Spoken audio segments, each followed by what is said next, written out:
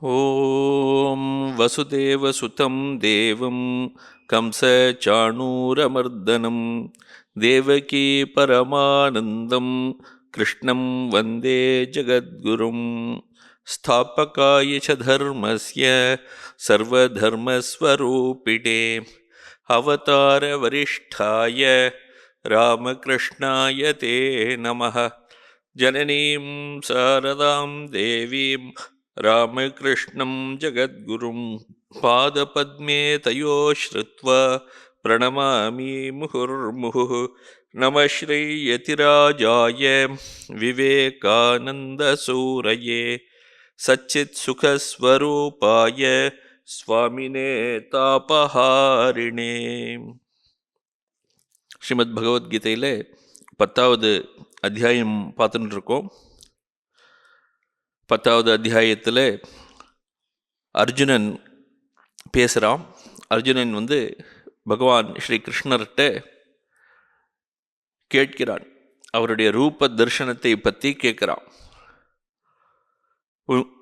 தன்னுடைய மனநிலையும் சொல்கிறான். தனக்கு எப்படியெல்லாம் தான் கேட்டதுலெல்லாம் எவ்வளவு ஸ்ரத்தை இருக்குது, நம்பிக்கை இருக்குங்கிறதெல்லாம் சொல்கிறான். கிருஷ்ணர் சொன்னதுலேயும் எவ்வளவு நம்பிக்கை இருக்குங்கிறதெல்லாம் எல்லாத்தையும் எடுத்து சொல்கிறாங்க. ஆஹுஸ்துவாம் ரிஷயா சர்வே தேவரிஷிர் நாரதஸ்ததா அசிதோ தேவலோ வியாசா ஸ்வயம் சைவ பிரவீஷிமே அப்படின்னு சொல்கிறான். இதுபோல் ஓ கிருஷ்ணா, இதுபோல் உன்னை ஒரு பெரிய பரம்பிரம்ம பரந்தாமனாக நினைத்து கொண்டிருந்தேன். பவித்ரம் பரமம் பவான், பவித்திரத்துக்கெல்லாம் இருக்கிறதுலையே பவித்ராணாம் பவித்ரம் யோ மங்களானாம் ச மங்களம்னு எந்த கிருஷ்ணரை பற்றி சொல்லப்பட்டதோ அந்த கிருஷ்ணன் அப்படி பவித்திரமானவன் அப்படிங்கிறது தெரிஞ்சுட்டேன். சாஸ்வதம் புருஷன் அப்படின்னு சொல்கிறார். சாஸ்வதமாக எப்போதும் இருக்கக்கூடிய நித்திய புருஷனாக உன்னை நான் தெரிந்து கொண்டிருக்கிறேன். இதெல்லாம் அபரோக்ஷ ஞானம் இல்லை, ஏதோ யாரோ சொல்லி கேள்விப்பட்ட ஞானம். இது அவனுக்கு இன்னும் தெரியல. திவ்யம் ஆதிதேவம் அஜம் விபும் இப்படியெல்லாம் நான் உன்னை பற்றி கேள்விப்பட்டிருக்கிறேன்.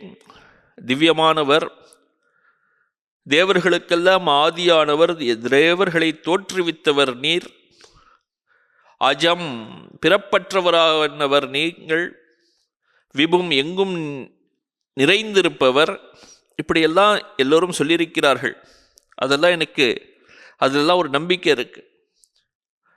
அது மட்டும் இல்லை, அவர்கள் மட்டும் சொல்லலை, நீங்களும் அதை பற்றி சொல்லியிருக்கிறீர்கள் அப்படின்னு சொல்கிறார். ஆஹுஸ்துவாம் அப்படின்னு நீங்களும் இதை பற்றி சொல்லியிருக்கிறீர்கள். ஆஹுஸ்துவாம் ரிஷயா சர்வே, உங்களை பற்றி இந்த ரிஷிகள் எல்லாரும் கூட சொல்லியிருக்கிறார்கள். தேவ ரிஷி, நாரதர் இது போல எல்லோரும் சொல்லியிருக்கிறார்கள். அசிதர்ங்கிற ரிஷி சொல்லியிருக்கார், தேவலருங்கிற ரிஷி சொல்லியிருக்கார், வியாசர் சொல்லியிருக்கார், நீங்களேவும் சொல்லியிருக்கிறீர்கள். ஸ்வயம் சைவ பிரவீஷிமே, you also told me about yourself அப்படின்னு அர்ஜுனன் சொல்கிறார். சொல்லி இதெல்லாம் உண்மைன்னு எனக்கு புரியறது அப்படின்னு சொல்ல போகிறார். அதுலேருந்து நம்ம பார்க்கணும். சர்வம் ஏதத்ருதம் மன்யே என்மாம் வதசி கேசவ அப்படின்னு ஆரம்பிக்கிறார். அவர்கள்லாம் சொன்னது எல்லாம் உண்மைதான், சத்தியம்தான் அப்படின்னு எனக்கு தோன்றுறது அப்படின்னு அர்ஜுனன் சொல்கிறான். அதாவது தன்னுடைய ஸ்ரத்தை கிருஷ்ணன் மேலே எவ்வளவு நம்பிக்கை இருக்கோ. மற்றவர்கள்லாம் பெரியோர்கள்லாம் தேவரிஷி நாரதர் முதல் கொண்டு அசித்தர், தேவலர், வியாசர் இது போன்ற மகரிஷிகள் எல்லாம் எந்த கிருஷ்ணரை பற்றி உயர்வாக சொல்லியிருக்கிறார்களோ அந்த உயர்வை இவனும் கேட்டு இத்தனை நாள் கிருஷ்ணரை தன்னுடைய நண்பன் அப்படின்னு நினைச்சென்றான். கூடி விளையாடி கொண்டிருந்திருக்கிறான். விளையாட்டில் நண்பர்கள் கூட விளையாடும் போது எந்த ஒரு பெரிய இதுவும் இருக்காது, ஒரு ஈக்குவல் ஃப்ரெண்ட்ஷிப் தான் இருக்கும்.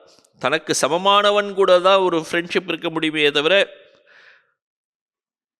அப்படி விளையாடக்கூடிய மனிதர்களிடம், நண்பர்களிடம் ஒரு பெரிய மதிப்போ ஒரு பெரிய ஒரு வியப்போ இருக்காது. ஏன்னா சமமானவர்கள் அப்படிங்கும்போது எந்த ஒரு வியப்போ இருக்க முடியாது. இப்போ இந்த இடத்துல கிருஷ்ணரை பார்த்துட்டு இவ்வளவு பெரிய எங்கும் நிறைந்தவர், பிறப்பற்றவர், எல்லாவற்றிற்கும் காரணமானவர் இதெல்லாம் சொல்லும்போது அர்ஜுனனுக்கு அப்படியே ஒரு பெரிய ஒரு இது வர்றது, அதிசயமாக பார்க்குறான் கிருஷ்ணரை. இவர்கள் சொல்வதெல்லாம் எனக்கு உண்மைன்னு தோன்றுறது அப்படிங்கிறான். அப்போ அப்படி சொல்லும்போதே அவனுக்கு நெஞ்சு தழுதழுக்கிறது. சர்வமேத்த திருத்தம் மன்யே என் மாம் வதசி கேசவ, ஓ கேசவா, இதெல்லாம் நான் கேட்டிருக்கிறேன், இவர்கள் சொன்னதெல்லாம் இதெல்லாம் சரி என்று எனக்கு தோன்றுகிறது. நஹிதே பகவன் வியக்திம் விதுகு தேவா நதானவாக, உம்முடைய பிறப்பையும் உன்னுடைய உண்மையான ஸ்வரூபம் என்ன என்பதை தேவர்களும் அறிய மாட்டார்கள், அசுரர்களும் அறிய மாட்டார்கள். யாருக்கும் தெரியாது உன்னுடைய ஸ்வரூபம் என்ன என்பது. அதனாலே உன்னுடைய ஸ்வரூபத்தை எனக்கு நீர் உபதேசம் செய்ய வேண்டும் அப்படின்னு கேட்கலாம். அதுலேருந்து நம்ம இப்போ பார்க்கணும், மற்றவர்கள் யாருக்கும் தெரியாது அப்படிங்கிறதுனாலே வேற யாராலையும் உபதேசம் பண்ண முடியாது. தெரிந்திருந்தால் உபதேசம் பண்ணலாம். அதனால இந்த இடத்துல கேட்கிறார், ஸ்வயம் ஏவ ஆத்மனா ஆத்மானம் வேத்தத்வம் புருஷோத்தம பூத பாவன பூதேஷ தேவதேவ ஜெகத்பத்தே. இந்த 15வது ஸ்லோகத்தையும் 16வது ஸ்லோகத்தையும் ஒன்றா எடுத்துக்கணும். வக்துமர்ஹஸ்ய சேஷேன திவ்யாஹ்யாத்ம விபூதயா யாபிர் விபூதிபிர் லோகான் இமாம் ஸ்வம் வியாபிய திஷ்டசி அப்படின்னு 2 ஸ்லோகத்தில் அர்ஜுனன் கிருஷ்ணரிடம் வேண்டுகிறான். என்ன வேண்டான் அப்படின்னாக்கே, தேவர்களுக்கெல்லாம் கூட, மற்ற அசுரர்களுக்கெல்லாம் கூட, அப்படின்னா மனிதர்களுக்கும் சேர்த்து எடுத்துக்கணும், மற்ற பிராணிகள் எல்லாவற்றுக்கும் சேர்த்து எடுத்துக்கணும். இப்படி இருக்கக்கூடிய எந்த பிராணிகளுக்கும் உன்னை தெரியாது என்பதனால் வேறு வழியே கிடையாது. நீதான் உன்னை அறிந்தவர், உனக்கு உன்னை நன்றாக தெரியும். ஸ்வயம் ஏவ ஆத்மனா ஆத்மானம் வேத்த அப்படிங்கிறார். ஓ புருஷோத்தமா அப்படின்னு கூப்பிட்டு சொல்ல ஆரம்பிக்கிறார். புருஷர்களில் சிறந்தவனே அப்படின்னு அர்த்தம். ஆத்மஞானியேன்னு அர்த்தம். ஆத்மஞானிகளில் சிறந்தவனே, தலை சிறந்தவனே, சைத்தன்ய ஸ்வரூபியே அப்படின்னு அர்த்தம். க்ஷராட்சர அதீத பூர்ண சைத்தன்ய ரூபத்துவம் புருஷோத்தமத்துவம். அசையக்கூடியது, அசையாதது, சேத்தனமானது, அச்சேதனமானது, இப்படி இருக்கக்கூடிய விபாகங்கள் எல்லாவற்றையும் தாண்டி சைத்தன்ய ரூபமாகவே, ஞப்தி ரூபமாகவே, ஞானஸ்வரூபமாகவே எது இருக்கிறதோ அவர்தான் புருஷோத்தமன்.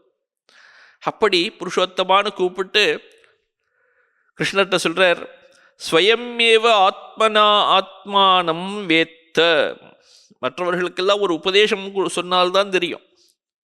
உபதேசத்தை பெற்றுக்கொண்டு அவர்கள் இறைவனை அடைகிறார்கள், அறிகிறார்கள்.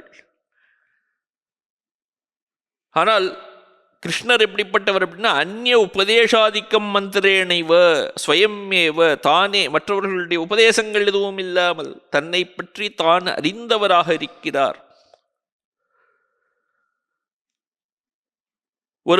அவருக்கு அந்த பரபிரம்மம், அதற்கு 2 விதமான உருவங்கள் இருக்கின்றன, ஸ்வரூபம் இருக்கிறது. 2 ஸ்வரூபம். என்ன? உபாதிக்கம், நிருபாதிக்க சைத்தன்யம், சோபாதிக்க சைத்தன்யம்னு.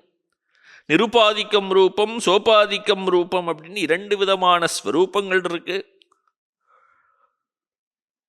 ஒரு உதாரணத்தை எடுத்துப்போம், எல்லாருக்கும் தெரிஞ்ச உதாரணம்.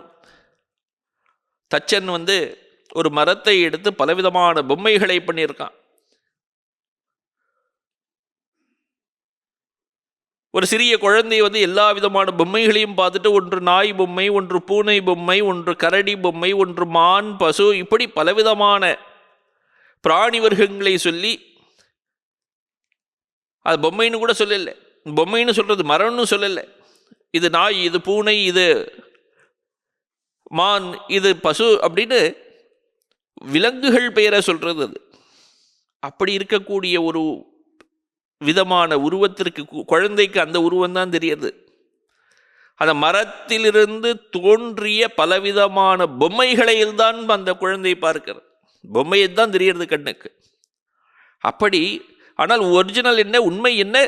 மரம். தந்தைக்கு தெரியும், அந்த தக்ஷனுக்கு யார் அந்த தச்சு வேலையெல்லாம் செஞ்சானோ அவனுக்கு தெரியும் அது வெறும் மரம்தான் அப்படின்னு. வெறும் மரம் என்று பார்ப்பவன் எந்த ஒரு உபாதிகளையும் பார்க்காமல், உபாதின்னா அந்த வடிவத்துக்கு பெயர் உபாதின்னு பெயர், பெயருக்கு பெயர் உபாதின்னு பெயர். அது நாய் அப்படின்னு சொன்னா இல்லையா, நாய்ங்கிற உருவம் இருக்கிறது, நாய்ங்கிற பெயர் இருக்கு. அது மான் அப்படின்னு சொன்ன போது மான்கிற உருவமும் பெயரும் இருக்கு. அப்ப அந்த உருவமும் பெயரையும் பார்க்காமல் அந்த தச்சன் அதை மரம், இந்த மரம் அப்படின்னு சொல்றான். அப்படி பார்ப்பது உபாதிகள் இல்லாமல் பார்க்கும் ஒரு பார்வை இருக்கு. குழந்தையை பார்க்கக்கூடிய உபாதிகளுடன் சேர்த்து பார்க்கக்கூடிய ஒரு பார்வை இருக்கு. அப்படி அந்த இறைவனும் பிரம்மமும் பரபிரம்மமும் இரண்டு விதமான உருவங்களிலே இருக்கிறான். ஒன்று உபாதிகள் அற்ற உருவம், நிருபாதிக்கம் ரூபம். மற்றொன்று உபாதிகளை கொண்ட ரூபம், சோபாதிக்கம் ரூபம். சோபாதிக்கம் ரூபம்ல அந்த இறைவனே இவ்வளவு பெரிய பிரபஞ்சமாக ஆகியிருக்கிறான். பலவிதமான உருவங்களை அவனே எடுத்துக்கொண்டு இந்த உலகமாக ஆகியிருக்கிறான். இவ்வளவு மனிதர்களாக ஆகியிருக்கிறான், இவ்வளவு விலங்குகளாக, இவ்வளவு தாவரங்களாக ஆகியிருக்கிறான். அந்த பிரம்மமே இப்படியாக எல்லாமாக ஆகி பலவிதமான உருவங்களுடன் இங்கு விளங்குகிறது. இந்த உருவங்களுக்கு அப்பாற்பட்டும் அந்த பிரம்மம் இருக்கிறது, அது நிருபாதிக்கம் உருவம். அப்படி அந்த இரண்டு விதமான உருவங்களையும் நீ அறிந்தவனாக இருக்கிறாய் அப்படின்னு அர்ஜுனன் கிருஷ்ணர்கிட்ட சொல்றார். ஓ கிருஷ்ணா, ஸ்வயம் ஏவ ஆத்மனா ஆத்மானம் வேத்த, நீயே உன்னை அறிகிறாய். உன்னுடைய பலவித உருவங்களையும் நீயே அறிகிறாய். உன்னுடைய நிருபாதிக்க உருவத்தையும் நீயே அறிகிறாய், உன்னுடைய சோபாதிக்க உருவத்தையும் நீயே அறிகிறாய்.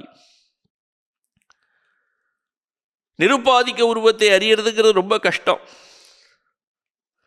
அதனால ஏனென்றால் அது யாருடைய புலன்களுக்கும், எந்த ஒரு 5 புலன்கள் இருக்கு மனிதர்களுக்கு, அந்த 5 புலன்களுக்கும் அப்பாற்பட்டதாக இருக்கிறது இந்த நிருபாதிக்க உருவம். எந்த ஒரு உபாதிகளும் கிடையாது. அப்படி இருக்கும்போது அதை அறியவே முடியாது. அதனால சோபாதிக்க உருவத்தையும் எனக்கு சொல் அப்படின்னு கேட்கிறாங்க.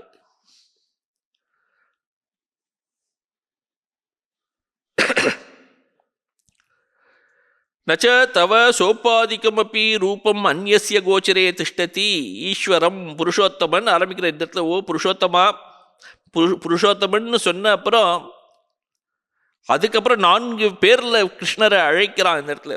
பூத்த பாவனு, பூதேஷ, தேவதேவ, ஜெகத்பதே. எவ்வளவு கிருஷ்ணர் பேர்ல அவ்வளவு இது எடுத்து அந்த இடத்துல அன்பு எடுத்து, ஈர்ப்பு எடுத்து. அதனால வெறும் ஒரே ஒரு தடவை ஒரு பேரை சொல்லிட்டு அவர் அந்த இடத்துல அர்ஜுனன் நிறுத்தலை. புருஷோத்தமா அப்படின்னு கூப்பிட்டுட்டு அதுக்கப்புறம் ஹே பூத்த பாவனு அப்படின்னு கூப்பிடுறான். பூதேஷ, தேவதேவ, ஜெகத்பதே அப்படின்னு பலவிதமா கிருஷ்ணரை கூப்பிடுறான். பூத்த பாவனகா அப்படின்னா பூத்தர்கள், பூத்தம்னா இந்த உலகங்களில் இருக்கக்கூடிய பலவித உயிரினங்கள். பாவனை என்றால் அவற்றையெல்லாம், அந்த உயிரினங்களை எல்லாம் படைத்தவன் அப்படின்னு அர்த்தம். உலகங்களை படைத்தவனே, மற்ற பிராணிகளை படைத்தவனே அப்படின்னு அர்த்தம். இருக்கக்கூடிய எல்லா விதமான உயிரினங்களையும் படைத்தவனேன்னு அர்த்தம். அப்போ அப்படின்னு என்ன தெரியுது? கிருஷ்ணர் படைப்பிற்கு காரணமானவர் அப்படின்னு அந்த இடத்துல அவன் ஒத்துன்னு இருக்காங்க. படைச்சிட்டா மட்டும் போறாது, அதை படைக்கப்பட்ட உயிரினங்களை அடக்கி ஆள வேண்டும் இல்லையா? அதனாலதான் அந்த இடத்துல அடுத்த விதமான கிருஷ்ணரை கூப்பிடும்போது பூதேஷ அப்படின்னு கூப்பிடுறான். எல்லா படைக்கப்பட்ட அத்தனை உயிரினங்களையும் இருந்து தன்னுடைய கட்டுக்குள் வைத்திருப்பவனே, சர்வபூத நியந்தா அப்படின்னு அர்த்தம். அப்படி வைத்திருப்பவனே அப்படிங்கிறார். எல்லாவற்றையும் படைத்து முடித்து அவற்றை எல்லாம் தன்னுடைய கட்டுக்குள் வைத்திருந்தாலும், கட்டுக்குள்ள வைத்திருந்தாக்க அவருக்கு கீழே இருக்கிறவர்கள் எல்லாம் ஆஹா இவர் இறைவன் அப்படின்னு வழிபடணுமே. அப்போதான் என்ன ஒரு அன்பு இருந்தால் தானே வழிபடுவார்கள். அப்படி அன்பு இல்லாமல் இருந்தாக்க, ஒரு பெரிய ராஜா இருக்கிறான், கொடுங்கோல் ராஜா, அவன் எல்லாரையும் தன்னுடைய பிரஜைகளை எல்லாம் அடக்கி வைத்திருக்கிறான். அதுவும் தான் அப்படி கட்டுக்குள் வைத்திருக்கிறதுன்னு அர்த்தம். அப்படி இருக்கும்போது மக்கள் ஜனங்கள் அந்த ராஜாவை அரசனை பெருசாக எடுத்துக்கொள்ள மாட்டார்கள். அவர்களிடம் அந்த ராஜாவிடம் ஒரு பெரிய பக்தி இருக்காது. ஆனால் இந்த இடத்துல இந்த உயிரினங்களை படைத்தவன் நீ, அவர்களை கட்டுக்குள் வைத்திருப்பவன் நீ, அவர்களால் வழிபடப்படுபவன் நீ அப்படிங்கிற பொருள்ல தேவதேவ அப்படிங்கிற ஒரு பெயரை சொல்லி கிருஷ்ணரை அழைக்கிறான். தேவதேவ. இவரும் தன் வெறுமன ஒரு கட்டுக்குள்ள மட்டும் வைத்துக் கொள்ளவில்லை, தன்னுடைய ஜனங்களை, மனிதர்களை காக்கிறார். காத்தல் என்ற ஒரு செயலையும் செய்கிறார். அதனாலதான் ஜெகத்பதே அப்படின்னு அது வேற ஒரு. ஆக உயிரினங்களை படைத்தவர், உயிரினங்களை கட்டுக்குள் வைத்திருப்பவர், அவர்களால் வழிபடப்படுபவர், அவர்களை காப்பவர், இப்படி பலவிதமான பெயர்களை சொல்லி அர்ஜுனன் கிருஷ்ணரை அழைத்து, நீயே உன்னை பற்றி நீ அறிந்திருக்கிறாய், உன்னுடைய 2 விதமான உருவங்களையும், சோபாதிக்க ரூபத்தையும் நிருபாதிக்க ரூபத்தையும் நீயே அறிந்தவனாக இருக்கிறாய். எனக்கு உபாதிகள் அற்ற நிருபாதிக்கமான வடிவத்தை மட்டும் சொன்னா போராது, சோபாதிக்க ரூபங்களாக இருக்கக்கூடிய உன்னுடைய மற்ற வடிவங்கள் அவற்றையும் சொல்லணும். ஏன சோபாதிக்க ரூபமாக இருந்தால் கூட ஒரு குழந்தைக்கு அந்த பொம்மை பொம்மைன்னு தெரியல, அது நாயாதான் தெரியறது, ஒரு மானாதான் தெரியறது இல்லையா? அதுபோல ஒரு மானாதான் தெரியறதே தவிர அது மான் என்ற ஒரு இதுக்கு பின்னால், அந்த பொம்மைக்கு பின்னால் இருக்கக்கூடிய மரத்தை அது பார்ப்பதில்லை. அதுபோல நாங்களும் எங்களாலும் உன்னுடைய உண்மையான ரூபத்தை பார்க்க முடியாதவர்களாக இருக்கிறோம். உம்முடைய உயர்ந்த ரூபத்தை எனக்கு காட்ட வேண்டும். எப்படி இந்த சோபாதிக்க உருவத்திலிருந்து நிருபாதிக்க உருவத்தை காண்பது என்பதை நீ சொல்ல வேண்டும், நீயே சொல்ல வேண்டும், நீயே சொல்ல வேண்டும் என்று கேட்டுக்கொள்கிறான். அதுதான் இந்த இடத்துல வருது. ஸ்வயம் ஏவாத்மனாத்மானம் வேத்தத்வம் புருஷோத்தம பூத பாவன பூதேஷ தேவதேவ ஜெகத்பதே வக்தும் அர்ஹசி அசேஷேன. உன்னுடைய இந்த ரூபத்தை எனக்கு நீ சொல்ல வேண்டும் அப்படின்னு சொல்லிட்டான். வக்தும் அர்ஹசி அப்படின்னா சொல்ல வேண்டும். அதை எப்படி சொல்லணும் அப்படின்னா அசேஷேனன்னு வேற சொல்றார். மிச்சம் மீதி வைக்காம எல்லாவற்றையும் சொல்ல வேண்டும். உம்முடைய விபூதியை சொல்ல வேண்டும். திவ்யாஹ்யாத்ம விபூதையா அப்படிங்கிற உன்னுடைய இந்த விபூதிகளாக இருக்கிறது. இந்த உலகமே அந்த இறைவனுடைய விபூதி. இந்த இறைவனே பலவிதமாக பரிணாமம் ஆகி இப்படியாக இந்த உலகமாக வந்திருக்கிறார். எப்படி அந்த மரமே அந்த மானாகவோ ஒரு நாயாகவோ ஒரு விலங்காகவோ இப்படி பூனையாகவோ இப்படி பலவிதமாக வந்தது போன்று அந்த இறைவனே இந்த உலகமாக வந்திருக்கிறார். அப்படி வந்ததுக்கு பேர் தான் விபூதின்னு பேர். எப்படி இதுவே இந்த ஒரிஜினல் மரம் எப்படி இது இந்த பொம்மையாக வந்ததோ அதற்கு பேர் விபூதின்னு பேர். இந்த உலகமாக வந்திருக்கிறார், அதுதான் விபூதி. அப்போ இருக்கக்கூடிய பொருட்கள் எல்லாம் அந்த இறைவனுடைய விபூதி. அந்த விபூதியை பற்றி எனக்கு சொல்ல வேண்டும். இருக்கக்கூடிய உங்களுடைய எல்லா விதமான விபூதியையும் பற்றி எனக்கு சொல்ல வேண்டும். எல்லா விதமான விபூதியை யாரால சொல்ல முடியும்? சொல்லவே முடியாது. எந்த விபூதிகளால் இந்த உலகம் முழுவதையும் நீங்கள் வியாபித்திருக்கிறீர்களோ அவற்றை எல்லாவற்றையும் சொல்ல வேண்டும். யாபிகி விபூதிபிகி லோகான் இமாம் ஸ்வம் வியாபிய திஷ்டசி. இந்த உலகம் எல்லாவற்றையும் எப்படி எந்த உங்களுடைய விபூதியால் வியாபித்திருக்கிறீர்களோ அந்த விபூதியை முழுவதுமாக, திவ்யமான உங்களுடைய விபூதியை எனக்கு சொல்ல வேண்டும். அதை கேட்பதற்காக நான் இருக்கிறேன். வக்துமர்ஹசி.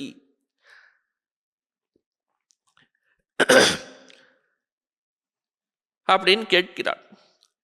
இதை கேட்டுவிட்டு இன்னும் 2 ஸ்லோகங்களில் எதுக்காக இந்த விபூதிகளை எல்லாம் பற்றி கேட்டேன்கிறத பற்றி சொல்ல போகிறான். எதுக்காக இந்த விபூதிகளை எல்லாம் பற்றி தெரிஞ்சு கொள்ள வேண்டும்? நேராக அவருடைய நிருபாதிக்க ரூபத்தை மட்டும் தெரிந்து கொண்டா போறாதா? எதுக்காக சோபாதிக்க ரூபத்தை தெரிஞ்சு கொள்ளணும் அப்படின்னாக்க, சாதாரண சாதகர்களுடைய நிலையிலிருந்து கேட்குறான். இப்போ நம்மளை போன்ற ஒரு சாதாரண சாதகர்கள், நமக்கெல்லாம் நேரடியாக எல்லாவற்றையும் இருக்கக்கூடிய எல்லாவற்றையும் பார்த்து அதுக்கு பின்னால் இருக்கக்கூடிய இறைவனை பற்றி நாம் பார்க்கறதில்லை. இருக்கக்கூடிய பொருட்கள் எல்லாவற்றையும் அந்தந்த பொருட்களாக தான் பார்க்குறோம் நம்ம. அதனால தான் நமக்கு ராகத்வேஷங்கள்லாம் வருது. ஒரு பொருளை அதுவாகவே பார்ப்பதால் ராகத்வேஷங்கள் ஏற்படுகின்றன. நம்மை விட ஒருவன் பணக்காரன் இருக்கான்னு வச்சுப்போம், நமக்கு அவர் பேரில் ஒரு துவேஷம் வருது. ஆஹா, என்னை விட அதிகமாக வச்சுருக்கானே அப்படின்னு பயம் வருது. நம்மளுடைய அடுத்தவர்களை பார்த்தால் ஒரு ஒரு படித்தவன் இருக்கிறான், அவனை விட இன்னொரு படித்தவன் வந்துட்டான்னு வச்சுப்போம். ஆஹா, நம்மளை விட அதிகமாக படித்தவன் வந்தான், அவன்கிட்ட போய் கற்றுப்போம் அப்படிங்கிறது இல்லை. பயம் வர்றது. நம்ம எப்போ அவன் நமக்கு எதிராக ஏதாவது சொல்லிடுவானோ அப்படின்னு ஒரு பெரிய பயம். இப்படி இருக்கக்கூடிய இரண்டு நம்மை தவிர வேறாக எல்லாவற்றையும் பார்க்கும்பொழுது அவர்களிடமிருந்து பயம், வெறுப்பு, துவேஷம், சில நேரங்களில் ராகம், விருப்பம் இதெல்லாம் கூட வரலாம். எப்படியோ எத்தனையோ விதமான உணர்வுகள் வருது சாதாரண நிலையிலே. நமக்கு எல்லாமே இறைவனுடைய விபூதிகள் அப்படின்னு தெரிஞ்சுட்டாக்க, இறைவனுடைய வெளிப்பாடுகள் அப்படின்னு தெரியும் போது இந்த ராகத்வேஷங்கள்லாம் குறையிறது. சாதகனுக்கு இதெல்லாம் தான் வேண்டும். எல்லாவற்றையும் தன்னை விட வேறாக இருக்க தான் பார்க்கின்ற எல்லாவற்றையும் இறைவனுடைய விபூதி அப்படின்னு ஒன்று தெரிஞ்சுட்டோமே ஆனால், அதன் பிறகு அவர்களிடம் ஒரு விருப்போ ஒரு வெறுப்போ ஏற்பட, ஒரு பொருளை பார்த்தால் அதற்கு பின்னால் இருக்கக்கூடிய தத்துவத்தை தெரிந்து கொண்டு விட்டோமே ஆனால் அந்த தத்துவத்தில் நமக்கு ஈடுபாடு ஏற்படுமே தவிர உண்மையான அந்த பொருளிலே ஏற்படாது. இப்போ நம்ம சொன்னோம், இத்தனை பொம்மைகள் சொன்னோம். இந்த பொம்மையெல்லாம் சர்க்கரை பொம்மைன்னு வச்சுப்போம். சர்க்கரையால் செய்யப்பட்ட ஒரு மான், சர்க்கரையால் செய்யப்பட்ட ஒரு மரம், ஒரு சர்க்கரையால் செய்யப்பட்ட ஒரு நாய், ஒரு பூனை, ஒரு மயில், காக்கா, கிளி, இப்படி பலவிதமான பொம்மைகள் இருக்கு. அவையெல்லாம் சர்க்கரையால் செய்யப்பட்ட பொம்மைகள். நம்ம வச்சுட்டாக்க எனக்கு மான் தான் பிடிக்கும், பூனை பிடிக்காது அப்படின்னு நம்ம சொல்லுவோமா? என்ன, பூனையாகவோ மானாகவோ பார்த்தால் அந்த விருப்பு வெறுப்பு இருப்பதற்கு வாய்ப்பு இருக்கு. ஆனால் பூனையாக இருந்தாலும் சரி, மானாக இருந்தாலும் சரி, இரண்டுக்கும் ஒரே தத்துவம் என்ன? சர்க்கரை தான் தத்துவம் அப்படின்னு நமக்கு எப்போ தெரிஞ்சு போச்சோ, அது பூனையாக இருந்தால் என்ன, மானாக இருந்தால் என்ன, எல்லாம் ஒன்று தான். இருப்பவை எல்லாவற்றையும் இறைவனாக பார்க்கக்கூடிய நிலைமை ஏற்படும். இந்த அத்தியாயத்தில் இது இப்படி சாதனை செய்தார்.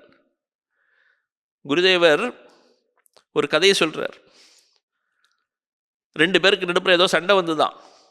ஒரு ஒரு அந்த இடத்துல ஒரு தபஸ்வி இருந்தார். அவர் பார்த்தார் எல்லாத்தையும், சண்டை நடக்கிறதுன்னு தெரிஞ்சு நேராக கிட்டக்கு போய் ரெண்டு பேரையும் விலக்கி வச்சாராம். அவங்க ரெண்டு பேரும் சேர்ந்து இவரை அடிச்சு விட்டார். அடிச்சு கீழே விழுந்துட்டார் இவர். அப்புறம் யாரோ ஒருவர் அவரை காப்பாற்றி அவரை அவருடைய ஆசிரமத்துக்கு கூட்டின்னு போய் அந்த இடத்துல அவருக்கு கொஞ்சம் முதல் உதவியெல்லாம் செஞ்சு அவருக்கு ஒரு பால் எடுத்து கொடுத்தாராம் குடிக்கிறது. அப்புறமா கேட்குறார்கள், யார் உங்களை அடித்தது அப்படின்னு. அவர் சொல்கிறாராம், யார் எனக்கு இப்போ பால் கொடுக்கிறார்களோ, எனக்கு முதல் உதவி யார் செய்தார்களோ அவரே தான் என்னை அடித்தார் அப்படின்னு. அப்போ இருப்பவர்கள் எல்லாவற்றையும் ஒன்றாக பார்க்கக்கூடிய திறமை அது. உடம்பாக பார்க்கவில்லை. உடம்பிற்கு பின்னால் இருக்க, உடம்புங்கிறது உபாதி, உபாதிக்கு பின்னால் இருக்கக்கூடிய அந்த இறைவனை பார்க்கக்கூடிய சக்தியை அவர் பெற்றிருக்கார். எப்படின்னா அந்த விபூதிகளை அறிந்து கொண்டிருக்கிறார். விபூதிக்கு பின்னால் இருக்கக்கூடிய அந்த இறை அம்சத்தை அறிந்து கொண்டிருக்கிறார். நம்மளாம் ஊருக்கெல்லாம் போனோம்னாக்க எல்லா இடத்துக்கும் டூர் போகிறோம், பில்கிரிமேஜ் போகிறோம். எல்லா இடத்துலையும் பார்க்கும்போது பெரிய பெரிய வியப்பான பல இதெல்லாம் பார்க்குறோம். பார்க்கும்போது ஆஹா இவ்வளோ நன்னா இருக்குது அப்படின்னு நினைக்கிறோம். ஆனால் அப்படி இருக்கக்கூடிய அந்த இயற்கையை வெறும் இயற்கையாக பார்த்து ரசிக்காமல் அந்த இயற்கைக்கு பின்னால் இருக்கக்கூடிய இறையம்சத்தை பார்க்கக்கூடிய தகுதி ஏற்படும். வெறும் இயற்கையை பார்க்கிறது அப்படிங்கிறது வெறும் இந்த சோப்பாதிக்கத்தை பார்க்கிறது, வெறும் பொம்மைகளை பார்க்கக்கூடிய தன்மை, அந்த இயற்கைக்கு பின்னால் இருக்கக்கூடிய இறையம்சத்தை பார்க்கும்போது அப்போ நிரூபாதிக்கத்தை நாம் பார்க்கிறோன்னு அர்த்தம். சின்ன வயசுல விவேகானந்தர் 15 வயசாக இருக்கும். அப்போது அவருடைய தந்தையாருக்கு ராய்ப்பூருக்கு டிரான்ஸ்ஃபர் ஆயிடுது கல்கத்தாலேருந்து. அதனால் இவர் தன்னுடைய குடும்பத்தையும் ராய்ப்பூருக்கு அழைச்சின்னு போனோம். தன்னுடைய வண்டியில், ஒரு மாட்டு வண்டியில் உட்கார வைத்து தன்னுடைய குடும்பத்தை இவர் தான் அழிச்சுன்னு போகிறார். இவர் தான் இவரோட தலைமையில் போகிறது இல்லை. அவருடைய தந்தையார் முன்னாடியே அங்கே போய் சேர்ந்து ராய்ப்பூரில் இருந்து விட்டார். அதனால் இவர் அந்த குழந்தையார் இருந்த நரேந்திரர் தன்னுடைய தாயையும் மற்ற சகோதரர்களையும் சகோதரிகளையும் அழைச்சின்னு போனோம். போகிற வழியில் பார்க்கும்போது ஒரு பெரிய 2 சைட்லேயும் மலைகள் இருக்குது. மலைக்கு நடுப்புற ஒரு பாதையில் வண்டி போயின்னு இருக்கு. அந்த மலையில் பெரிய தேனீ கூடு பார்க்குறாருங்க. அந்த தேனீ கூட்டை பார்த்த உடனே இவருக்கு ஒரு பெரிய ஆச்சரியம் வருது. ஆஹா, எவ்வளவு தேனீகள் இருந்தால் மலை அளவுக்கு ஒரு பெரிய தேன்கூட்டை தயார் பண்ணியிருக்கணும். எத்தனை தேனீக்கள் இருந்து எவ்வளவு முயற்சி செய்து எத்தனை வருஷ காலங்களாக இருந்து விடாமுயற்சியுடன் இவ்வளவு பெரிய ஒரு தேனீ கூட்டை கட்டியிருக்கு அப்படின்னா சாதாரண விஷயம் இல்லைன்னு ஒரு வியப்பர். அந்த வியப்பு வந்த உடனே அந்த இயற்கையை பற்றி, இயற்கையோட சக்தியை பார்த்த உடனே அதுக்கு பின்னாடி இருக்கக்கூடிய அந்த இறையம்சம் ஞாபகம் வரும். முதல் தடவை அவருக்கு அந்த பாவசமாதி அங்கே கிடைக்கும். இதுதான் இந்த ஒரு தத்துவத்தை கொடுப்பதற்காக, இப்படி ஒரு உயர்ந்த மனநிலையை கொடுப்பதற்காக இந்த அத்தியாயம் இருக்கு. அதுதான் இந்த இடத்துல சொல்றாரு இங்கே, கதம் வித்யாமகம் யோகின் துவாம் சதா பரிச்சிந்தையன் கேஷு கேஷு ச பாவேஷு சிந்தியோசி பகவன்மயா அப்படின்னு கேட்குறார். கிருஷ்ணரை பார்த்து சொல்றாரு, ஓ கிருஷ்ணா, கதம் வித்யாமகம், எப்படி நான் உன்னை அறிந்து கொள்வேன், உன்னை பற்றி எப்படியெல்லாம் நான் சிந்தனை செய்வேன், கேஷு கேஷு ச பாவேஷு, எந்த விதமான சிந்தனைகளை நான் ஏற்படுத்தி கொள்ள வேண்டும் அப்படின்னு அந்த இடத்துல கேட்கிறான். கேஷு கேஷு ச பாவேஷு, எந்த பொருட்களில், பாவேஷு அப்படின்னா இந்த இடத்துல ஆச்சாரியர் சங்கரர் எழுதுறார் வஸ்துஷு அப்படிங்கிறார். ஒவ்வொரு பொருட்களிலும் எந்தெந்த பொருட்களில் நான் எப்படி உன்னை தியானம் செய்ய வேண்டும். சிந்தியஹா அசி, எப்படியெல்லாம் நான் உன்னை சிந்தனை செய்ய வேண்டும். சிந்தியஹா அப்படிங்கிறதுக்கு தியேயஹா அப்படிங்கிறார். எதை தியானம் செய்ய வேண்டுமோ அதுக்கு பேர் தியேயம்னு பெயர். சிவபெருமானை நான் தியானம் செய்கிறேன் அப்படின்னா அந்த சிவபெருமான் தான் தியேயன். நான் தியானம் செய்பவன், அது தியானம் செய்யப்படுபவர் அவர். அப்படி எந்த பொருட்களெல்லாம் உண்மை நான் தியானிக்க வேண்டும், இந்த உலகத்தில் இருக்கக்கூடிய எல்லா பொருட்களிலும் தியானிக்க வேண்டும்னு சொல்லணும், பின்னாடி சொல்ல வேண்டும்னா.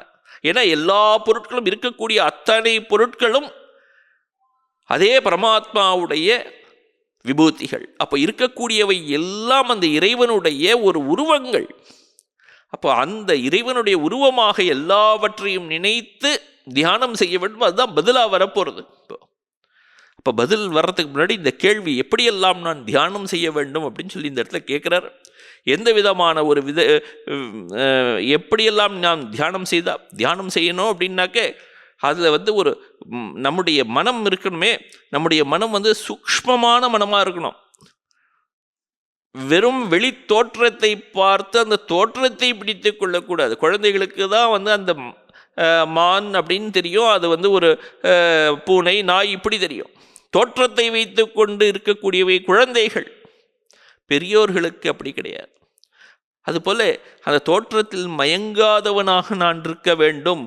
தோற்றத்தில் யார் மயங்கி விடுவார்கள் அப்படின்னா, யாருடைய மனம் இன்னும் பண்படவில்லையோ, நுட்பமானவற்றை அறியாமல் யாருடைய மனம் இருக்கிறதோ அவர்களுடைய மனம் தோற்றத்தை பார்த்து மயங்கிவிடும்.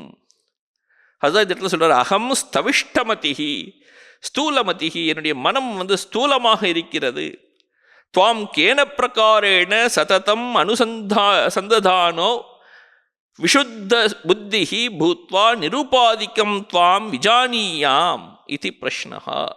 பிரஷ்னம், கேள்வி என்ன அப்படின்னா, என்னுடைய மனம் எப்படி இருக்கு அப்படின்னா வெறும் ரொம்ப ஸ்தூலமாக இருக்கிறது, கிராஸ் மைண்டாக இருக்கிறது, பண்படாத மனமாக இருக்கிறது. எந்த விதத்தில் உன்னை சிந்தித்தால் என்னுடைய மனம் விஷுத்த புத்திஹி பூத்வா, ரொம்ப தூய்மையான மனமாக ஆகி, பண்பட்ட மனமாக ஆகி, நுட்பமானவற்றை அறிகின்ற மனமாக மாறி, நிருபாதிக்கம் துவாம் விஜானியாம், நிருபாதிக்க சைத்தன்யமாக இருக்கக்கூடிய இந்த உருவங்களுக்கெல்லாம் அப்பாற்பட்டு விளங்கக்கூடிய உன்னது வடிவத்தை துவாம் விஜானியாம், உன்னை எப்படி நான் அறிவேன்? இப்படி இதுதான் அவனுடைய கேள்வி. அது மட்டும் இல்லை, நிருபாதிக்கமாகவும் அறிய வேண்டும், சோபாதிக்கமாகவும் அறிய வேண்டும். அதுதான் இந்த இடத்துல கேட்குறான். Cash cash இச்சபாவேஷு சிந்தியோசி. சோபாதிக்கமாக அறிய வேண்டும் என்றால் எந்த பொருளில் உன்னை தியானம் செய்ய வேண்டும், நிருபாதிக்கமாக அறிய வேண்டும் என்றால் எந்த பொருளில் எப்படி உன்னை அறிவது அப்படின்னு இந்த இடத்துல 2 கேள்வியை கேட்குறான். இதை எனக்கு விஸ்தாரமாக சொல்லுங்கள் அப்படின்னு சொல்லி அதை வேற கேட்குறான் அடுத்த ஸ்லோகத்தில். விஸ்தரேண ஆத்மனோ யோகம் விபூதிம் ச ஜனார்தன. ஓ ஜனார்தனா, கிருஷ்ணா, உன்னுடைய யோகத்தையும் விபூதியையும் எனக்கு சொல். யோகம்ங்கிறது நிருபாதிக்கம் சைத்தன்யம், நிருபாதிக்க ஸ்வரூபம். விபூதி அப்படின்னா சோபாதிக்க ரூபம். இப்படி இருக்கக்கூடிய நிருபாதிக்க சோபாதிக்க ரூபங்களை விஸ்தரேண, விஸ்தாரமாக, கதைய, நன்றா விஸ்தாரமாக, தீர்க்கமாக. என முன்னாடியே 7வது அத்தியாயத்திலையும் 9வது அத்தியாயத்திலையும் சுருக்கமாக சொல்லியாச்சு. அதெல்லாம் யோகத்தையும் சோபாதிக்க ரூபத்தையும் நிருபாதிக்க ரூபத்தையும் சொல்லியாச்சுங்க. அதனால இந்த இடத்துல திரும்ப கேட்குறான். கேட்டு விஸ்தரேன அப்படின்னு சொல்கிறான், ரொம்ப விஸ்தாரமாக சொல்லுங்கள் அப்படின்னு, நீளமாக சொல்லுங்கள். அங்கெல்லாம் முன்னாடிலாம் சொன்னது 2 மார்க் கேள்வி மாதிரி, 4 மார்க் கேள்வி மாதிரி. இங்கே 20 மார்க் கேள்வி மாதிரி பதில் சொல்லுங்கிறான். பூயஹ் கதய, மீண்டும் சொல்லுங்கள் அப்படின்னு. அங்கே சொன்னதுனால இந்த இடத்துல மீண்டும் சொல்லுங்கள் இன்னொரு தடவை கேட்டுட்டான். ஏன் இன்னொரு தடவை கேட்டான் அப்படின்னாக்க, ஸ்ருண்வத்தோ திருப்திஹி நாஸ்தி அப்படி கேட்கின்ற எனக்கு அப்படி சொன்னதில்லை. அப்படி சும்மா சங்கேபமாக சுருக்கமாக என்ன சொன்னீர்களோ அதில் எனக்கு ஒரு பெரிய திருப்தி ஏற்படலை. உங்களுடைய வார்த்தை எப்படி இருக்குது அப்படின்னா அமிர்தமான வார்த்தையாக இருக்குது. நாஸ்திமே அமிர்தம் அப்படின்னு இருக்கு. அமிர்தமான ஒரு வார்த்தை உங்களுடைய வார்த்தை. உங்களுடைய துவன்முக நிஸ்ருத்த வாக்கிய அமிர்தம் அப்படின்னு எழுதுறார் இந்த இடத்துல ஆச்சாரியர். எழுதும்போது துவன்முக நிஸ்ருத்த வாக்கியம் அமிர்தம், உங்களுடைய திருவாயிலிருந்து மலர்கின்ற இந்த வார்த்தைகள்லாம் இருக்கே, அதெல்லாம் எனக்கு ஒரு பெரிய அமிர்தம் மாதிரி இருக்குது. யாருக்கு அந்த அமிர்தத்தை கொடுத்தா அவங்களுக்கு யாருக்கு போதுங்கிற ஒரு எண்ணம் வரும், வரவே வராது. அதனால எனக்கு இதுவரையிலும் திருப்தி இல்லை, இன்னும் சொல்லுங்கள் இன்னும் சொல்லுங்கள் அப்படின்னு கேட்குறான். விஸ்தரேண ஆத்மனோ யோகம் விபூதிம் ச ஜனார்தன. விபூதிகள்லாம் நம்ம சொன்ன மாதிரி தியானத்திற்கு பயன்படும். இருக்கக்கூடிய எல்லா பொருட்களிலும் ஒரு பொருளில் ஒரு பெரிய ஐஸ்வர்யம் வருதுன்னு வச்சுப்போம். யோகம் அப்படின்னாலே ஒரு பெரிய ஐஸ்வர்யம். யோகம் அப்படின்னா யோகம் அப்படின்னாக்க யோக, ஐஸ்வர்ய, சக்தி இதெல்லாம் இருக்கக்கூடிய ஞானம், இது போல் இருக்கக்கூடிய எல்லா விதமான பண்புகளும் எங்கே இருக்கோ அதுதான் யோகம்னு பெயர். அப்படி அந்த யோகத்தையும் விபூதிகளையும் நான் தெரிஞ்சுக்கணும்னு இந்த இடத்துல சொல்கிறா. நிறைய பெரிய மனிதர்களிடமெல்லாம் இந்த சக்திகள் எல்லாம் வெளிப்படுகின்றது. அப்படி எங்கெங்கெல்லாம் என்னுடைய சக்தி, இந்த சக்தியெல்லாம் வெளிப்படுறதோ அங்கே என்னுடைய அம்சம் இருக்குன்னு பின்னாடி சொல்ல போகிறார். எங்கெங்கெல்லாம் இந்த என்னுடைய விபூதிகள் இருக்கின்றதோ அங்கெல்லாம் என்னுடைய மம தேஜோம்சம் அப்படிங்கிற என்னுடைய ஒரு தேஜஸ்லேருந்து ஒரு அம்சம் இருக்குது அங்கன்னு பின்னாடி சொல்ல போகிறார். ஆக அப்போது இந்த சாதகனுக்கு என்ன ஆகும் அப்படின்னா, இருக்கக்கூடியவற்றில் எல்லாம் ஒரு விருப்போ ஒரு போட்டியோ ஒரு பொறாமையோ இதெல்லாம் வராமல் அது இறைவனுடைய வடிவம் அப்படிங்கிற ஒரு எண்ணம் வந்துடும். எல்லாவற்றையும் கொஞ்சம் கொஞ்சமாக இறைவனாக பார்க்க ஆரம்பிப்பான். ஈஷாவாஸ்யம் இதம்னு ஆரம்பிக்கிற உபனிஷத்தை இதுதான் சொல்கிறது. எல்லாவற்றையும் இறைவனாக பார்க்க வேண்டும் அப்படிங்கிறது அங்கே காட்டுறது. அது ஒரு கோல் அப்படின்னு வச்சிருக்கு, லட்சியமாக காட்டுறது. அந்த லட்சியத்தை அடைவதற்கான பாதையை இந்த அத்தியாயம் காட்டி கொடுக்கிறது. விஸ்தரேண ஆத்மனோ யோகம் விபூதிம் ச ஜனார்தன பூயஹ் கதைய திருப்திர்ஹி ஸ்ருண்வத்தோ நாஸ்திமே மிருதம் அப்படின்னு சொல்லியிருக்கார். இந்த இடத்துல ஜனார்தன அப்படிங்கிற வார்த்தை இருக்குது. கிருஷ்ணரை கூப்பிடும்போது ஜனார்தனான்னு கூப்பிடுறார். ஜனார்தனான்னு கூப்பிட்டாக்க என்ன அர்த்தம் அப்படின்னா ஜன அர்த்தனன்னு அதை பிரிக்கணும். அர்த்தனங்கிற வார்த்தைக்கு 2 அர்த்தம் இருக்கான். ஒரு அர்த்தம் அடைய செய்பவர்னு அர்த்தம், இன்னொன்று வேண்டுதல் பிரார்த்தனை செய்தல்னு அர்த்தம். அசுரர்கள் இருக்கிறார்கள், அந்த அசுரர்கள் மற்ற மனிதர்களுக்கெல்லாம் தேவர்களுக்கெல்லாம் எதிரானவர்களாக இருக்கிறார்கள். அவர்களை நரகத்தை அடைய செய்கிறாரா, அதனால் அவருக்கு பேர் ஜனார்தனன் பெயர்.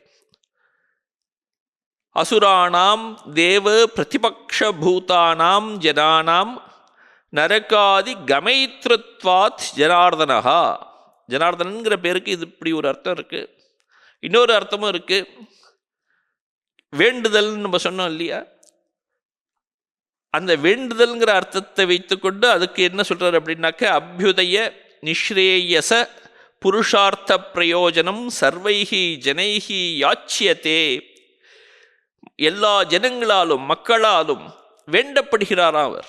எதற்காக வேண்டப்படுகிறார் அப்படின்னா அபியுதய நிஸ்ரேயச புருஷார்த்தம் அப்படிங்கிறார்.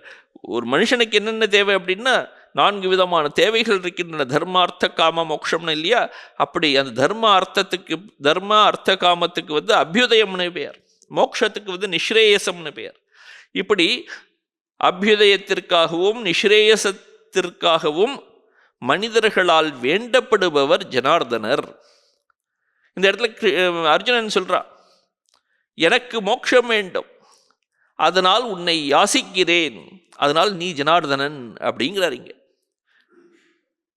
ஆக அப்படி நான் உன்னை வேண்டுவதால் உன்னிடம் கேட்பதால் நீ ஜனார்தனனாக இருக்கிறாய், நீ இவற்றை சொல்ல வேண்டும் அப்படின்னு சொல்லி இந்த இடத்துல நிர்பந்தப்படுத்துகிறார். உடனே அந்த இடத்துல பகவான் சொல்ல ஆரம்பிக்கிறார். அப்படியா, சரி நான் சொல்கிறேன் அப்படின்னு ஆரம்பிக்கிறார். ஹந்த அப்படின்னு ஆரம்பிக்கிறார். ஹந்தன்னா எஸ் அப்படின்னு அர்த்தம், சொல்கிறேன் சரி அப்படின்னு அர்த்தம், ஆமோதிச்சிட்டார்னு அர்த்தம். நீ கேட்டிருக்க இது போல சோபாதிக்கம் நிருபாதிக்கம் உருவங்கள் 2ஐயும் கேட்டிருக்க, 2ஐயும் நான் சொல்கிறேன். ஹந்த தே கதையிஷ்யாமி, சரி நான் உனக்கு சொல்கிறேன். எதை சொல்கிறேன்? திவ்யாஹ்யாத்ம விபூதயா, என்னுடைய ஆத்ம விபூதிகள் எல்லாவற்றையும் சொல்கிறேன். பிராதான்யத குரு ஸ்ரேஷ்ட, நீ விஸ்தரேன எல்லாவற்றையும் ஒன்றையும் விடாமல் நீ சொல்லு அப்படின்னு சொல்லியிருக்க. எனக்கு வக்தும் அர்ஹசி அசேஷேன அப்படின்னு, அசேஷேனன்னா எதுவும் மிச்சம் மீதி இல்லாமல்னு சொல்லியிருக்க. மிச்சம் மீதி இல்லாமல் என்னால் சொல்ல முடியாது, என்னாலேயே சொல்ல முடியாது. அதனால பிராதான்யதா அப்படிங்கிறார். ரொம்ப எது முக்கியமோ அதை மட்டும் சொல்கிறேன். இங்கேயே ஆச்சாரியர் எழுதுறார் இந்த இடத்துல, அசேஷதஸ்து வருஷசதேனாபி ந சக்யா வக்தும் அப்படின்னு. முழுசாக சொல்லணும் அப்படின்னாக்கா 100 வருஷம் வருஷசதேன அப்படிங்கிறார். 100 வருஷம் ஆனாலும் சொல்லி முடிக்க முடியாது. மரத்தினால எத்தனை பொம்மைகள் செய்யப்பட்டிருக்கு, என்னென்ன விதங்கள் செய்யப்பட்டிருக்கு சொல்லு அப்படின்னாக்க சொல்ல முடியுமா என்ன? மரத்தினால எத்தனையோ கோடி கோடி பொம்மைகள் செய்யலாம். அதனால எல்லாவற்றையும் எல்லா விதமான உருவங்களையும் எல்லா விதமான வடிவங்களையும் சொல்லிவிட முடியாது. எது பிரதானமோ எது முக்கியமோ அதை மட்டும் நான் சொல்கிறேன். பிராதான்யதா குருஸ்ரேஷ்ட நாஸ்தியந்தோ விஸ்தரஸ்யமே, என்னுடைய விபூதிகளின் விஸ்தாரத்திற்கு நாஸ்தி அந்தஹா, ஒரு முடிவே கிடையாது, முடிவற்றது என்னுடைய விபூதிகள். என்னுடைய படைப்புங்கிறது இருக்கிறதே, படைப்புக்கு எல்லையே கிடையாது. உலகத்தில் இருக்கக்கூடிய அத்தனையற்றையும், இந்த உலகம் மட்டும் இல்லை, எத்தனையோ உலகங்கள் படைக்கப்படுகின்றன. கண்மூடி கண் திறக்கிற நேரத்தில் எத்தனையோ உலகங்கள் படைக்கிறவள் அப்படின்னு தேவியை புகழ்ந்து சொல்றது லலிதா சஹஸ்ரநாமம். உன்மேஷ நிமிஷோத்பன்ன விபன்ன புவனாவளி அப்படின்னு. கண் மூடி திறக்கிற நேரத்தில் ஏதோ ஒரு உலகத்தை படைச்சா கூட சரின்னு சொல்லலாம். புவனாவளிகி அப்படின்னு சொல்றது, ஆவளி அப்படின்னா வரிசைகள், எத்தனையோ வரிசையா எத்தனையோ உலகங்களை படைக்கிறாளாம் அவள். அப்படி இந்த உலகங்கள்லாம் அதெல்லாம் விபூதிகள், இறைவனுடைய விபூதிகள். எத்தனை இதெல்லாம் சொல்ல முடியும். அதனால பிராதான்யத குரு ஸ்ரேஷ்ட நாஸ்தியந்தோ விஸ்தரஸ்யமே அப்படிங்கிற என்னுடைய விபூதிகளுக்கு ஒரு பெரிய எல்லையே கிடையாது. அதனால நான் ரொம்ப எது முக்கியமோ அதை மட்டும் நான் சொல்கிறேன் அப்படின்னு ஆரம்பிக்கிறார். இந்த இடத்துல இதானீம் தே தவ திவ்யாக திவிபவாக ஆத்ம விபூதையா, என்னுடைய விபூதிகளை சொல்கிறேன். அது எப்படிப்பட்ட விபூதிகள் அப்படின்னா அப்ராக்கிருதத்துவம் அஸ்மத் அகோச்சரத்துவம் அப்படிங்கிறது. இந்த திவ்யமான ஆத்ம விபூதிகள் அப்படிங்கிறது. திவ்யம் அப்படின்னாக்க என்ன அர்த்தம் அப்படின்னாக்க பஞ்சபூதங்களால் ஆனது அல்ல அப்படின்னு அர்த்தம். எப்படி இந்த பொம்மைக்கு இருக்கக்கூடிய பொம்மைகளுக்கெல்லாம் வடிவம் இருக்கிறது, மரத்துக்கு என்ன வடிவம் இருக்கு? மரத்துக்கு வடிவம் கிடையாது. பொம்மைகளுக்கு இது நாய் பொம்மை, பூனை பொம்மை, இப்படி பூனை, இப்படி பலவிதமான பெயர்கள் இருக்கின்றன. மரத்திற்கு பெயர் கிடையாது. மரமாக இருக்கும்போது எந்த பெயரும் கிடையாது. அப்படி பெயரும் உருவமும் கடந்ததாக இருக்கிறது உண்மையிலே பொருள். அப்படி அந்த உண்மை பொருளுக்கு அப்ராக்கிருதம்னு பெயர். அதை பார்த்து அறிந்து கொள்ள முடியாது பஞ்சபூதங்களால், பஞ்ச இந்திரியங்களால். அதனால அஸ்மத் அகோச்சரத்துவம் அப்படிங்கிறார். இப்படி இருக்கக்கூடியதான அந்த ஆத்ம விபூதிகளை மம விபூதையா யாஹா தாஹா கதையிஷ்யாமி, அவற்றை நான் சொல்கிறேன். பிராதான்யதா அப்படிங்கிறார். யாயா விபூதி தாம் தாம் பிரதானம் கதையிஷ்யாமி, பிரதானாம் கரிஷ்யாமி, கதையிஷ்யாமி, அவற்றை நான் சொல்கிறேன் அப்படின்னு அர்த்தம். ஏன் அப்படின்னா அசேஷதஸ்து வருஷசதேனாபி ந சக்கியா வக்தும் யதா நாஸ்தி அந்தஹா விஸ்தரஸ்யமே, என்னுடைய விபூதிகளுக்கு ஒரு எல்லையே கிடையாதுங்கிறதுனால அவற்றை எல்லாவற்றையும் சொல்லிட முடியாது. அதனால கொஞ்சம் கொஞ்சமாக சொல்கிறேன். எதெல்லாம் முடியுமோ, எதெல்லாம் பிரதானமோ முக்கியமோ அவற்றை மட்டும் சொல்கிறேன்னு ஆரம்பிக்கிறார். தத்திர பிரதமமேவ தாவத் ஸ்ருணு, முதல்ல ஆரம்பித்து சொல்கிறேன் அப்படின்னு சொல்லி முதல் ஸ்லோகம் சொல்கிறார். 20வது ஸ்லோகம். அந்த 20வது ஸ்லோகத்தில் தன்னுடைய அந்த நிருபாதிக்கம் ரூபத்தை சொல்ல போகிறார். உபாதிகளை எல்லாம் கடந்த ரூபம் சொல்ல போகிறார். அதன் பிறகு இருக்கக்கூடிய 21வது ஸ்லோகத்திலிருந்து 42வது இந்த அத்தியாயம் முடிகிற வரையிலும் இந்த சொன்னார் இல்லையா, பிரதானமாக இருக்க போறவற்றை நான் சொல்கிறேன் அப்படின்னு. அப்படி பிரதானமாக இருக்கக்கூடியவற்றை மட்டும் சொல்ல போகிறார். அந்த சோபாதிக்கமாக இருக்கக்கூடிய தன்னுடைய உருவத்தை பற்றி சொல்ல போகிறார். சோபாதிக்கமாக இருக்கக்கூடிய உருவங்களை சொல்லணுங்கிறதுல நம்ம சொன்ன மாதிரி தாத்பரியம் என்ன அப்படின்னா, நமக்கு மற்றவர்களை பார்த்தவுடன் இறைவனை பற்றி ஞாபகம் வரணும். எதை பார்த்தாலும் இறைவனை பற்றி இறைவனை பார்க்கிறேன்கிற ஒரு எண்ணம் வரணும். மற்றவர்களை பார்க்கும்போது அவர்கள் மீது ஒரு அசூயையோ ஒரு கோபமோ ஒரு மனக்கசப்போ வெறுப்போ இதெல்லாம் வரக்கூடாது. அதுக்காக அந்த ஒரு பெரிய, ஏன்னா இது ஒரு பெரிய நமக்கு சாதகர்களுக்காக சொல்லக்கூடியது. சாதகர்களுடைய நிலை என்ன அப்படின்னா, இந்த விருப்பு வெறுப்பை தாண்டி செல்ல வேண்டும். இருப்பவை எல்லாவற்றையும் இறைவன் அப்படின்னு பார்த்துட்டாக்க எந்த ஒரு விருப்போ ஒரு வெறுப்போ அதில் வராது. அதை காட்டுவதற்காக அந்த 21வது ஸ்லோகத்திலேருந்து 42 சொல்ல போகிறார். அதை ஒரேடியாக ஒரே நாளில் பார்த்துட முடியும்னு நினைக்கிறேன். 20வது ஸ்லோகம் ஒன்று இருக்குது, அதை கொஞ்சம் ஆரம்பிப்போம், அடுத்த வகுப்பில் மீதியை பார்க்கலாம். தத்திர பிரதமம் ஏவதாவத் ஸ்ருணு அப்படின்னு ஆரம்பிக்கிறார். முதல்ல என்னுடைய நிருபாதிக்க ரூபத்தை சொல்கிறேன். எப்படி சொல்கிறேன் அப்படின்னாக்க, அகம் ஆத்மா குடாகேஷ சர்வபூதாஷயஸ்திதா அப்படின்னு ஆரம்பிக்கிறார். ஓ குடாகேஷா, குடாகேஷன்னா அர்ஜுனனை கூப்பிட்டு சொல்கிறார். ஓ அர்ஜுனா, சர்வபூதாஷயஸ்திதா, ஒவ்வொரு பிராணிகளின் இதயத்திலும் நான் இருந்து கொண்டிருக்கிறேன், ஆத்மாவாக நான் இருக்கிறேன். அகம் ஆத்மா, நான் ஆத்மாவாக நான் இருந்து கொண்டிருக்கிறேன் அப்படின்னா இருக்கக்கூடிய எல்லா உயிரினங்களிலும் இறைவனாகத்தான் இருந்து கொண்டிருக்கிறார். முடிஞ்சு போச்சு. அப்படின்னா என்ன அர்த்தம்? இறைவனே இங்கே இருக்கார் உள்ள. எல்லோருடைய இறைவன் எல்லோருடைய உடலிலும் உள்ளத்திலே மனதிலே இறைவன் இருந்து கொண்டிருக்கிறார். சர்வ பூதாஷயஸ்திதா அப்படிங்கிறது. சர்வேஷாம் பூதானாம் ஆஷயே ஹிருதி ஸ்திதா, எல்லா உயிரினங்களின் இதய குகையிலும் நான் இருக்கிறேன். எப்படி இருக்கேன் அப்படின்னா, அகம் நான் இருக்கிறேன், ஆத்மாவாக நான் இருக்கிறேன், பிரத்யேகாத்மாவாக நான் இருக்கிறேன், சைத்தன்ய ஆனந்த கன வஸ்துவாக நான் இருக்கிறேன், வாசுதேவனாக நான் இருக்கிறேன். அந்த வாசுதேவன்கிற பதத்துக்கே அவன் இருப்பதனால்தான் வசிக்கிறது. யார் வசிக்கிறானோ அவனுக்கு பேர் வாசுதேவன் பேர். வாசனாத் வாசுதேவஸ்ய வாசித்தம் புவனத்ரயம். இந்த புவனத்ரயம், இந்த உலகத்திலே இருக்கக்கூடிய எல்லா உலகங்களிலும் அவன் வசித்து கொண்டிருக்கிறான். அந்த வாசுதேவன் இருப்பதனால்தான் இந்த உலகம் இயங்கி கொண்டிருக்கிறது. வாசுதேவன் இல்லாத ஒரு பொருள் இருக்க முடியாது. மரம் இல்லாமல் அந்த பொம்மை இருக்க முடியாது. அதுபோல பொம்மைக்கு மரமே அடிப்படை, மரமே பொம்மையாக ஆகியிருக்கிறது. அதனால இருக்கக்கூடிய பொருள். அதனாலதான் பிரகலாதன்ட்ட கேட்டபோது கிருஷ்ணர், விஷ்ணு, மகாவிஷ்ணு நாராயணன் எங்க இருக்கார் அப்படின்ன உடனே அவன் என்ன சொன்னா, தூணிலும் இருக்கிறார் துரும்பிலும் இருக்கிறார் அப்படின்னா. தூண் அப்படிங்கிறது இருக்கிறதுலே பெருசுன்னு வச்சுக்கணும், துரும்புன்னு சின்னதுன்னு வச்சுக்கணும். அது உபனிஷத் வாக்கியம். அது உபனிஷதம் சொல்லி கொடுக்கிறது. அனோரணியான் மகத்தோ மகியான் அப்படின்னு. அணுவிற்கு அணுவாய் அப்பாலுக்கு அப்பாலாயின்னு சொன்னது இல்லையா? அப்படி இருக்கக்கூடிய எல்லாவற்றுக்கும் ஆதாரமாக இருக்கக்கூடியவன் அந்த இறைவன். அணுர்வா பிருகத்வா இதஸ்தி லோக்கே வஸ்து தத்தேனைவாத்மனா நித்யேன சத்பவதி ஆத்மனா வினிர்முக்தம் அசத் சம்பத்யதே அப்படின்னு சொல்றார்.